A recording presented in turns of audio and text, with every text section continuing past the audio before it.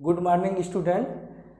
हम लोग बौद्ध धर्म के बारे में अध्ययन कर रहे थे और बौद्ध धर्म में मैंने महात्मा बुद्ध और उनकी जीवन से संबंधित घटनाओं के बारे में चर्चा किया था।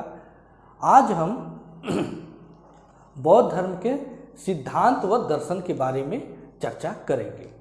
इसके पहले हम जब सिद्धांत व दर्शन पे चलते हैं उनके महात्मा बुद्ध अर्थात बौद्ध धर्म के, उसके पहले कुछ फैक्ट थे, मैंने बता रहा था उनके जीवन से संबंधित कुछ घटनाओं का प्रतीक चिन्ह है। उस प्रतीक चिन्ह से इंगित किया जाता है। उस प्रतीक चिन्ह के बारे में एक बार जान लीजिए, फिर हम आगे इस पे आते हैं, इस टॉपिक पे आते हैं। तो सबसे पहले देखिए, बौद्ध धर्म के जीवन से जुड़ी घटनाओं को आप कॉलम बनाकर लिख सकते हैं। जैसे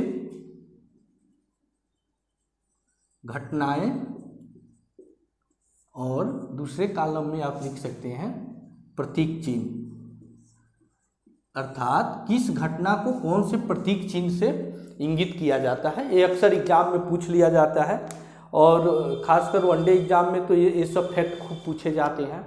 तो सबसे पहले क्या हुआ बौद्ध धर्म के बारे में, उनका जन्म को किससे इंगित किया जाता है? जन्म से कमल व बैल से इंगित किया जाता है। कमल व बैल, ये इनके जन्म से का प्रतीक चिन्ह है, कमल और बैल। फिर जन्म के बाद दूसरी उनके जीवन में कौन सी घटना घटी? गृह त्याग,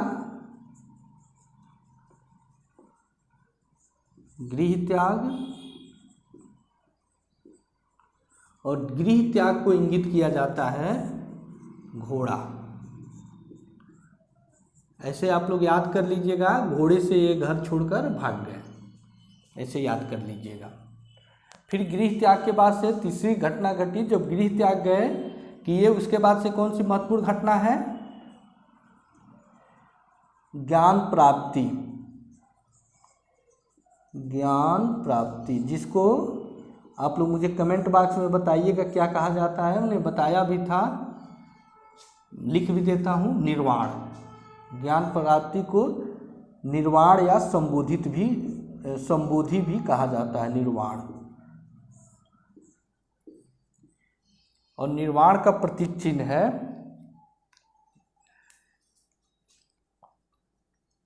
बोधि वृक्ष।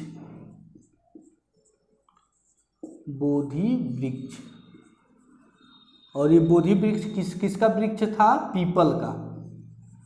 ध्यान रखिएगा, कभी पूछ दे कि किस बोधि वृक्ष किसका है या किस वृक्ष के नीचे ज्ञान प्राप्त किए थे, तो वो पीपल का वृक्ष था। इस तरह से भी आप लोग याद कर सकते हैं। चूंकि ये वृक्ष के नीचे ही ज्ञान प्राप्त किए थे तो वही उनका प्रतीक चिन्ह हो गया। फिर चौथा है प्रथम उपदेश। ये भी आप लोग कमेंट बॉक्स में बताइएगा कि प्रथम उपदेश को क्या कहा जाता है। प्रथम उपदेश मैंने बताया था। और प्रथम उपदेश का प्रतीक चिन्ह है चक्र। इसके अलावा नेक्स्ट है महापरिनिर्वाण अर्थात मृत्यु। इसको कहा गया है महापरिनिर्वाण।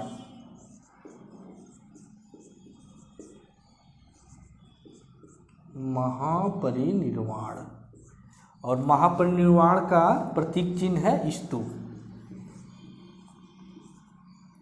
तो ये महात्मा बुद्ध और उनके जीवन की घटी घटनाओं के प्रतीक चिन्ह जिससे उनको इंगित किया गया है वो है। इसको आप लोग कहीं नोट कर लीजिएगा। इसके अलावा कुछ और प्रतीक चिन्ह हैं, जैसे इनकी जाति का प्रतीक चिन्ह है सिंह है, और गोत्र का प्रतीक चिन्ह है बैल। और गोत्र का प्रतीक चिन्ह है इनके बैल। ठीक है, ये महात्मा बुद्ध के जीवन की घटी घटनाओं और उसको इंगित करने वाले प्रतीक चिन्ह है। अब हम लोग आ जाते हैं आज के टॉपिक पर, बौद्ध धर्म के दर्शन व सिद्धांत।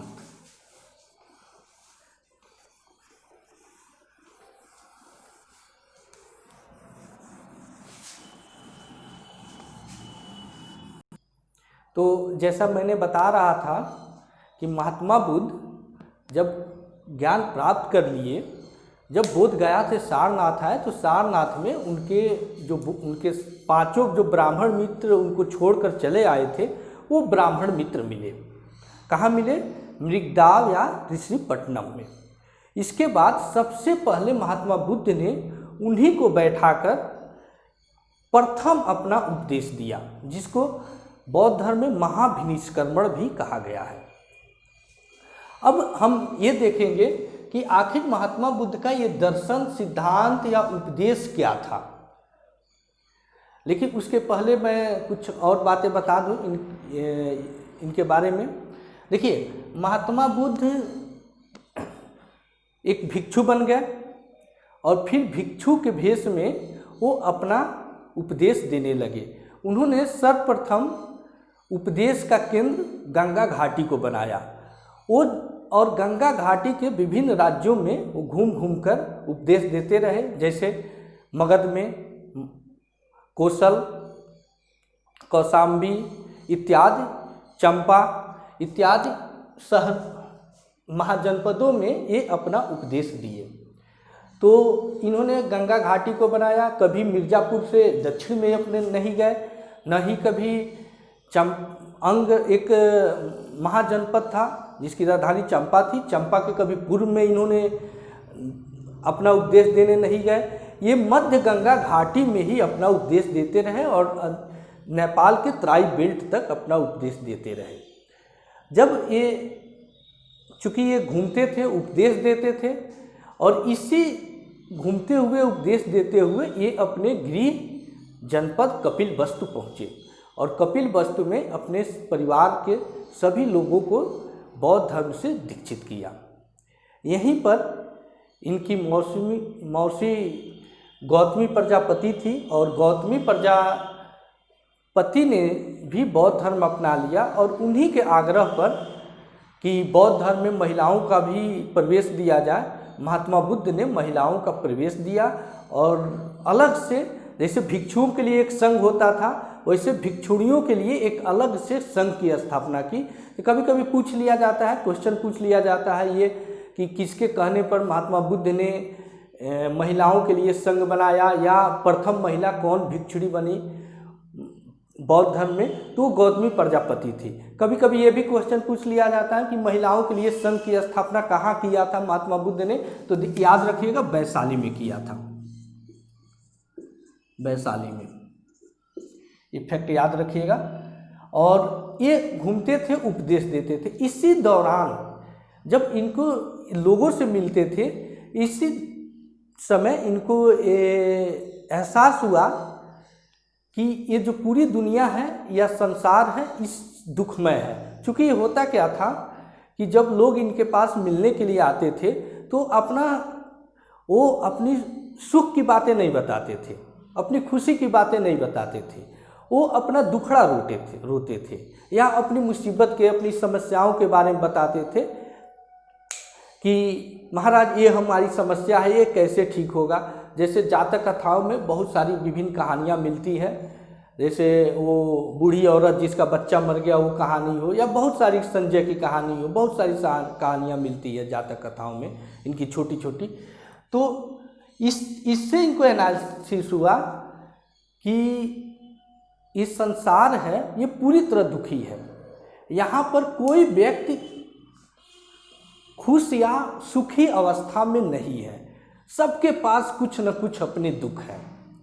तो इसीलिए महात्मा बुद्ध ने संसार को दुखमय माना और सबसे पहले इनका दर्शन इसी दुख पे आता है और इन्होंने जो है दुख को लेकर 4 आर्य सत्य बताए। वो 4 आर्य सत्य क्या है? सर्वप्रथम हम लोग यहीं से शुरू करते हैं। सबसे पहले इन्होंने दुख के लेकर 4 आर्य सत्य बताए।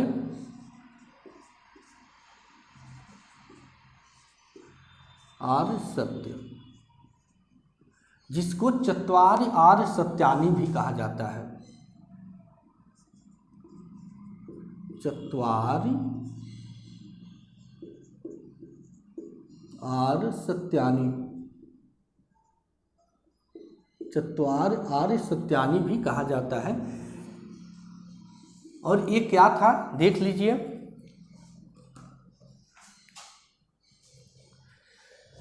सबसे पहले महात्मा बुद्ध ने ये बताया, पहला दुख,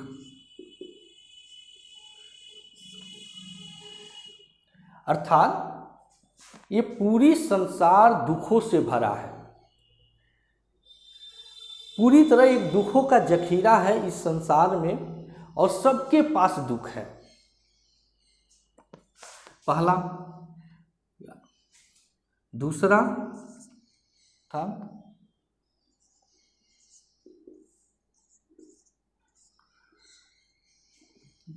दुख समुदाय।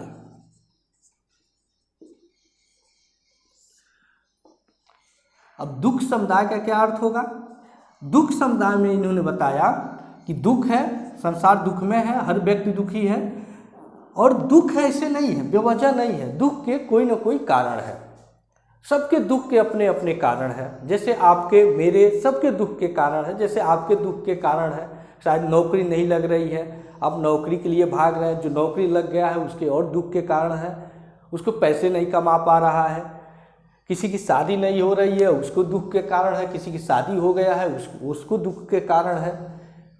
किसी के बच्चे नहीं हो रहे हैं, उसके दुख, सबके दुख के कारण है। कोई अपने मालिक से परेशान है, कोई अपने नौकर से परेशान है, सबके दुख है। तो ये दुख बेवजह नहीं है, तो इसी को कहा गया दुख समुदाय, अर्थात दुख का कारण है। तीसरा है, इन्होंने बताया, तीसरा आर्य सत्य में बताया दुख निरोध।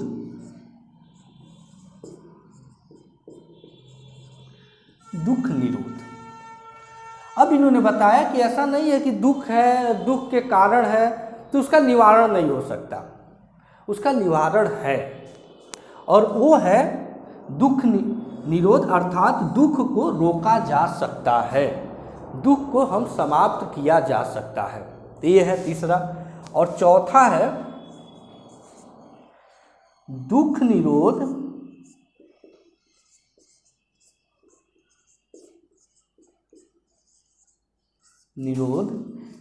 गामिनी प्रतिपदा। ये क्या है भाई? अब इन्होंने बताया कि हम दुख को रोककर और उस पर विजय प्राप्त कर सकते हैं। अब इन्होंने 4 बातें बता दी। अब लोग पूछे महाराज दुख के बारे में तो आपने इतना लेक्चर दे दिया, अब इसको कैसे विजय प्राप्त कर सकते हैं? आपने बताया दुख है, दुख के कारण है, दुख को रोका जा सकता है, दुख पे विजय प्राप्त किया जा सकता है। आखिर कैसे प्राप्त किया जा सकता है? तब उन्होंने बताया नहीं, ऐसे नहीं। जैसे हम होते हैं ना, हम कोई भी जो है कारण बता देते हैं, लेकिन उसका निवारण भी तो बताने पड़ेगा। तो इसीलिए इन्होंने बताया कि उसके लिए रास्ते हैं, और यहीं से दुख निरोध गामिनी प्रतिपदा से ही निकला आपका, कहे कि मैं एक रास्ता बताता हूँ, और अगर उस रास्ते पर आप चलते हैं तो इस दुख से छुटकारा पा सकते हैं। अब वो रास्ता क्या है? इन्होंने बताया, अब वो रास्ते को कहा गया अष्टांगिक मार्ग। अष्टांगिक मार्ग। अगर यह अष्टांगिक मार्ग मतलब हम 8 रास्ते बता रहे हैं, अगर 8 रास्तों पर आप चलते हैं तो इस दुख से आप निवारण पा सकते हैं। तो उसी को इन्होंने कहा अष्टांगिक मार्ग, या इसको अष्टक मार्ग भी कहा जाता है, मध्यम मार्ग भी कहा जाता है, प्रतिपदा मार्ग भी कहा जाता है, बहुत सारे नाम है इसके। तो उन्होंने 8 रास्ते बताए और कहा कि 8 रास्ते पर चलकर दुख से हम विजय प्राप्त कर सकते हैं। ठीक है, अब देखिए, अब आते हैं नेक्स्ट, यहीं से अगला, ये 8 मार्ग कौन से हैं? आते हैं अब नेक्स्ट इसके बाद से हम शुरू करेंगे। अब आते हैं इसके अष्टांगिक मार्ग। मैं लिख देता हूं यहाँ पर अष्टांगिक मार्ग, या इसको मध्यम मार्ग भी कहा जाता है। ध्यान दीजिएगा, कभी कभी क्वेश्चन तो इतने आसान यहाँ से पूछ लिए जाते कि अष्टांगिक मार्ग किस धर्म से संबंधित है या किस धर्म में इसकी बातें कही गई हैं, तो याद रखिएगा बौद्ध धर्म में। तो मैंने बता रहा था कि ये दुख के निवारण के लिए जो रास्ते बताए वो कौन सा रास्ता है, अष्टांगिक मार्ग। अब हम अष्टांगिक मार्ग देख लेते हैं। देखिए, इस अष्टांगिक मार्ग को अर्थात 8 रास्ते को इसको 3 भागों में इन्होंने बांटा और उसका नाम दिया सील। सील अर्थात आचरण, यानी 3 आचरणों में ये बांटते हैं इसको। तो सबसे पहले इसमें आता है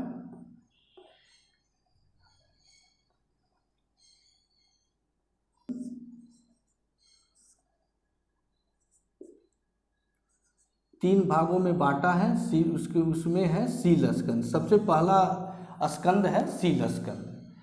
सील स्कंद में 3 मार्ग हैं, मैं यही बनाते चल रहा हूँ। इसमें 3 मार्ग हैं।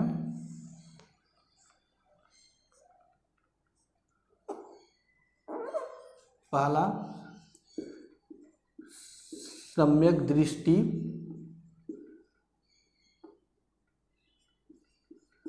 सम्यक दृष्टि। दूसरा है, अभी मैं एक्सप्लेन कर दूंगा, सम्यक संकल्प। और तीसरा है सम्यक वाक। तो अष्टांगिक मार्ग में को इन्होंने 3 स्कंदों में बांटा और 3 स्कंदों में पहला है सील स्कंद, यानी आचरण स्कंद। अब देखिए सील स्कंद में क्या क्या इन्होंने दिया है। पहला, आप इस तरह से इसको लिखते चलेंगे, या मैं लास्ट में बता दूंगा। पहला सम्यक दृष्टि, सम्यक दृष्टि। दूसरा सम्यक संकल्प, तीसरा सम्यक वाक। देखिए, सम्यक दृष्टि मतलब क्या होता है, देखना। इन्होंने दृष्टि की सबसे पहले बात की, अर्थात हम जो भी अपने आँखों से देखें वो किसी अंधविश्वास पे आधारित न हो। अर्थात हमारे देखने की नज़रिया में कोई अंधविश्वास न हो, उसमें सत्यता हो और सबको हम प्रेम भाव, हिंसा रहित भाव से, सौहार्दपूर्ण भाव से किसी के प्रति हम नज़रियों को रखें। देखिए, हमारे नज़रिए से ही सब बदलते हैं। मैं आगे इसमें बताऊंगा। जैसे अब हमारे अंदर लोभ कहाँ से आता है, तृष्णा कहाँ से आती है, हमारे नज़रिए से आती है। हम अपने नज़रों से किसी को देखते हैं या कोई प्रिय वस्तु को देखते हैं, फिर वहाँ उसको पाने की हमको इच्छा होने लगती है और फिर वहीं से हमारे मन में, मस्तिष्क में जो है एक कह सकते हैं लोभ या महत्वाकांक्षा का उत्पन्न होता है। और फिर वही लोभ महत्वाकांक्षा जो से क्या होता है, हमारे हृदय या हमारा जो आत्मा है वो तृष्णा से घिर जाती है। तृष्णा मतलब आप भौतिक तत्व भी कर सकते हैं, से घिर जाती है। तो सबसे पहले इन्होंने कहा कि हम अपने दृष्टि को सुधारें। हम किसी को लोभ या महत्वाकांक्षा या लालच की दृष्टि से किसी वस्तु, किसी व्यक्ति की तरफ न देखें। तो सबसे पहले सम्यक दृष्टि। फिर देखिए सम्यक संकल्प। संकल्प का मतलब ये है कि यहाँ पर हमको संकल्प नहीं लेना है। पहली बात जान लीजिए कि जो व्यक्ति का जो भी अंतरात्मा हो वो उत्साही हो। आप लिख सकते हैं उत्साही, उत्साही हो, प्रबुद्ध हो यानी बुद्धिमान हो, प्रबुद्ध हो, उसमें सत्यता हो, ठीक है, हिंसा रहित हो, तरह से हमको अपने जो है आत्मा को होना चाहिए और इस तरह से हमें संकल्प लेना चाहिए। तो एक सम्यक संकल्प हो गया। सम्यक वाक, वाक मतलब क्या होता है? बोलना या बातचीत करना।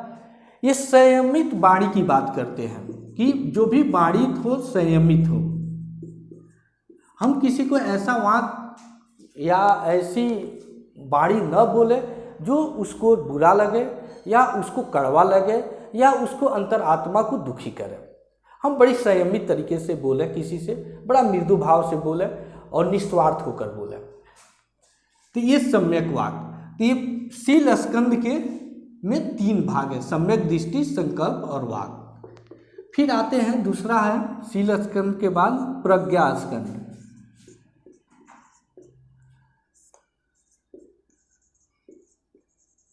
प्रज्ञा स्कंद, प्रज्ञा स्कंद में 2 भाग हैं। इसके 2 भाग हैं। पहला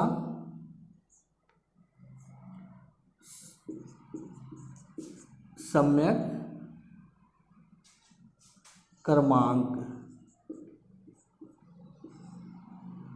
सम्यक कर्मांत या कर्म जो भी आप लिख सकते हैं, और दूसरा है सम्यक आजीव। अजीब। देखिए सम्यक कर्मांत का मतलब ये है हमारे कर्म की बात यहाँ करते हैं महात्मा बुद्ध, और ये बताते हैं कि हम कोई भी कर्म करें उस सद्गुण, सत्यता और फिर वही बातें हिंसा रहित होनी चाहिए। हम कोई ऐसा कर्म न करें जिससे जो है जिससे किसी को हानि पहुँचे, अर्थात हम कर्म को गलत रास्ते पे चल के कोई कर्म न करें। तो ये सम्यक कर्मांक हो गया। सम्यक आजीव या अर्थ यही से इसी से जुड़ा है। इसमें आजीविका की बात करते हैं। हम इस तरह से आजीविका को अपनाएं जो दूसरे को अपना तो लाभ हो, दूसरे को भी लाभ हो। इस तरह का आजीविका न अपनाएं जिससे दूसरे को हानि हो, और जो भी आजीविका हो वो प्रेम पूर्ण हो, हिंसा रहित हो, अर्थात अहिंसक हो। ठीक, सम्यक आजीव। फिर ये प्रज्ञा स्कंद में हो गया। फिर तीसरा भाग है इसका अष्टांगिक मार्ग का समाधि स्कंद।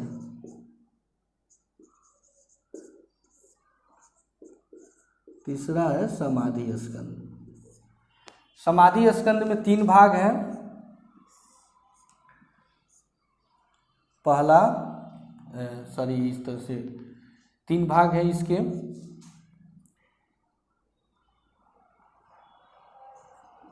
पहला सम्यक व्यायाम, इसको विचार भी कहीं कहीं मिलता है, आप ध्यान। व्यायाम,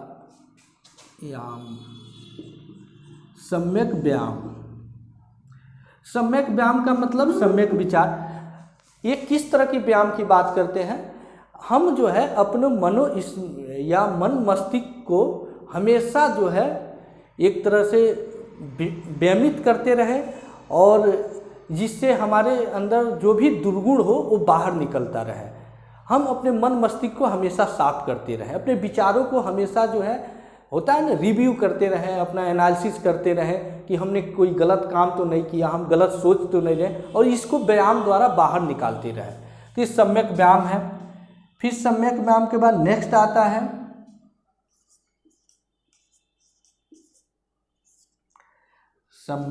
सम्यक स्मृति।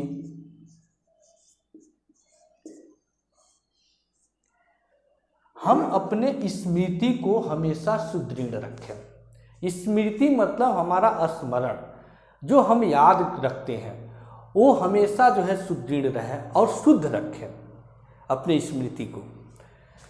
क्योंकि आपको भी पता है कि अपने स्मृति को आप अगर ठीक से रखते हैं, अच्छे से रखते हैं, बड़े साफ सुथरे या बहुत आप कह सकते हैं कि सुसंगठित रखते हैं, तो एग्जाम में आपको ही फायदा होगा।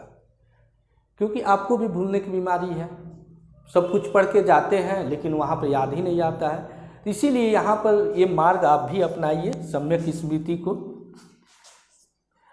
और लास्ट में है सम्यक समाधि। भाई किसकी समाधि की बात कर रहे हैं महात्मा बुद्ध,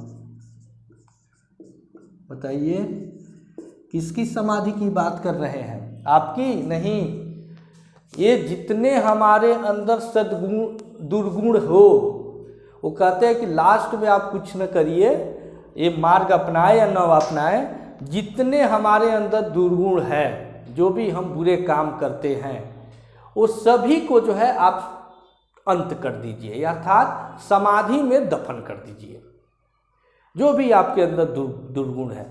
तो कहे कि अगर इन 8 रास्तों पर आप चलते हैं, जैसे मैं देखिए है ना, आप यहाँ पर कर सकते हैं इंगित, पहला, दूसरा, तीसरा, फिर ये चौथा हो गया, पांचवा हो गया, छठा, फिर 7वां और फिर 8वां। इन्होंने कहा कि अगर इन 8 रास्तों पर आप चलते हैं तो आप दुख से छुटकारा पा सकते हैं। लेकिन यहीं पर इनका नहीं, वो यहीं पर कहकर नहीं छोड़े, ये तो रास्ते हैं। फिर आगे भी उन्होंने कहा कि ऐसा नहीं है कि इसी रास्ते को अपना लेने से ही आप जैसे आप जो है सफलता पा जाएंगे या निर्वाण की प्राप्ति करो, नहीं, ऐसा नहीं है। जैसे मैं टीचर हूँ, टीचर का क्या काम होता है? रास्ते को बताना। अब आपके जगह मैं नहीं तैयार करूँगा, मैं एग्ज़ाम नहीं दूंगा, वो देना करना आपका काम है, आप पढ़ना आपका काम है, हमारा काम बस रास्ता दिखाना है। तो वही कहे कि सिर्फ हमारे रास्ते दिखा देने से, उस पर चलने से नहीं काम हो जाएगा, इसके लिए आपको 10 सील का भी पालन करना पड़ेगा। तो कहे कि इसके साथ, इन रास्तों के साथ अगर हम 10 सील का पालन करते हैं तो हम जो है निश्चित ही दुख से छुटकारा पा सकते हैं और निर्वाण प्राप्त कर सकते हैं, अर्थात मोक्ष की प्राप्त कर सकते हैं। 10 सील क्या है आप लिख लीजिए, देख लीजिए एक बार यहाँ पर।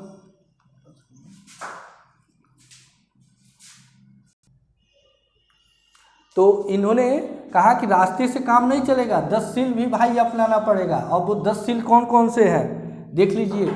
सबसे पहले आपको सत्यता को अपनानी पड़ेगी। दूसरा है अहिंसा, अर्थात आप किसी प्रकार के हिंसा नहीं करेंगे, किसी को मार काट नहीं करेंगे। तीसरा है अपरिग्रह, ये जैन धर्म में भी आपको देखने को मिलेगा, बहुत उसमें डीप एक्सप्लेन है, मैं वहाँ कर दूंगा।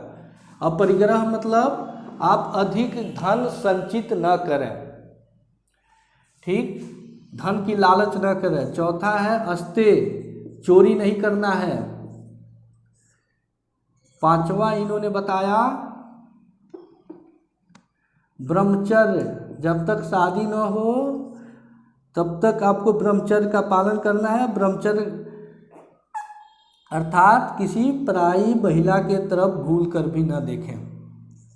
6ठा है नित्य गान का त्याग, जैसे आप लोग एग्ज़ाम अगर क्वालिफाई करना है तो भाई ये टिकटॉक जो वीडियो आप देखते हैं वो छोड़ दें,